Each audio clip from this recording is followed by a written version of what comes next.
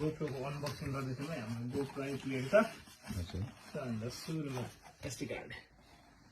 पनि SD card चाहिँ 256 GB को हजुर 4K सपोर्ट गर्ने रहेछ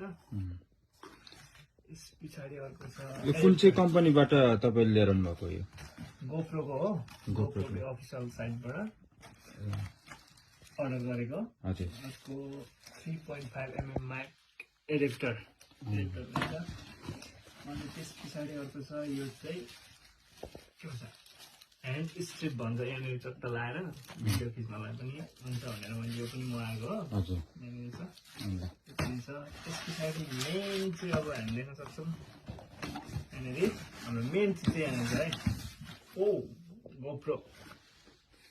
ल देख्न सक्छौँ यसलाई साइड राखिदिउँ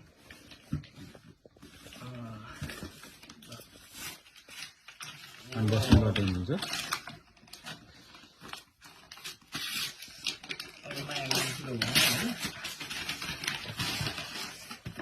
यो